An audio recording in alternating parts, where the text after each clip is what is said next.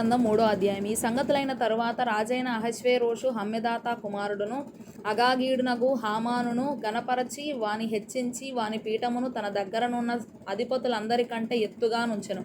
కాబట్టి రాజు గుమ్మముననున్న రాజసేవకులందరూ రాజాజ్ఞానుసారముగా మోకాళ్ళూని హామానునకు నమస్కరించిరి. మొర్దెకై వంగకయు నమస్కారము చేయకయునుండగా రాజు గుమ్మముననున్న రాజసేవకులు, నీవు రాజాజ్ఞను ఎందుకు మీరుచున్నావని మొర్దెకైని అడిగిరి. ఈ ప్రకారము వారు ప్రతిదినము అతనితో చెప్పుచూ వచ్చినను అతడు వారి మాట చెవిని బెట్టకపోయెను గనుక వారు మొర్దెకై యొక్క మాటలు స్థిరపడునో లేదో చూతమని దాని హామానునకు తెలిపిరి.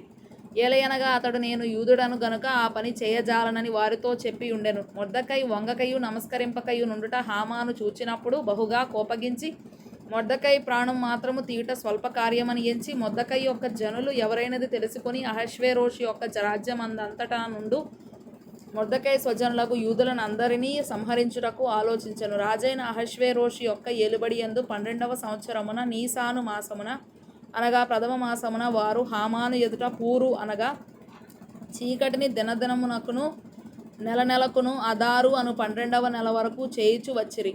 అంతటా హామాను అహష్వేరోషుతో చెప్పినదేమనగా, మీ రాజ్య సంస్థానములన్నిటి యందుండు జనులలో ఒక జాతి వారు చెదరి ఉన్నారు. వారి విధులు సకల జనుల విధులకు వేరుగా ఉన్నవి.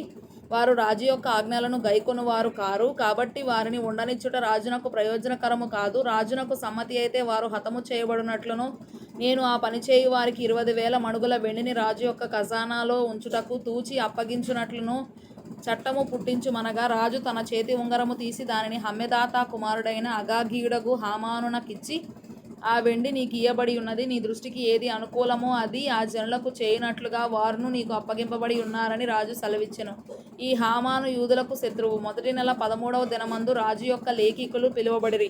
హామాను ఆజ్ఞాపించిన ప్రకారము అంతయు ఆయా సంస్థానముల మీద నుంచబడిన రాజు యొక్క అధిపతులకును అధికారులకును ఆయా సంస్థానములలోని జనముల మీద నుంచబడిన అధిపతులకును అధికారులకును వారి వారి లిపిని బట్టియు ఆయా జనముల భాషను బట్టియు రాజైన అహష్వేరోషు పేరట ఆ లేఖికుల చేత తాకీదులు రాయింపబడి రాజు ఉంగరము చేత ముద్రింపబడెను. అదారు అను 12వ నెల 13వ దినమందు యవ్వనులనేమి వృద్ధులనేమి శిశువులనేమి స్త్రీలనేమి యూదులనందరినీ ఒక్క దినమందే బొత్తిగా నిర్మూలము చేసి వారి సొమ్ము కొల్లపుచ్చుకొమ్మని తాకీదులు అంచెవారి చేత రాజ్య సంస్థానములన్నిటికీ పంపబడెను. మరియు ఒకానొక దినమునకు వారు సిద్ధపడవలెనని ఆ ఆజ్ఞకు ఒక ప్రతి ప్రబలింపబడినదై ప్రతి సంస్థానములలోనున్న సమస్త జనులకు ఇయ్యబడుటకు పంపబడెను. అంచెవారు రాజాజ్ఞ చేత త్వరపెట్టబడి బయలు వెళ్ళిరి. ఆ యాజ్ఞ షూషను కోటలో ఇయ్యబడెను.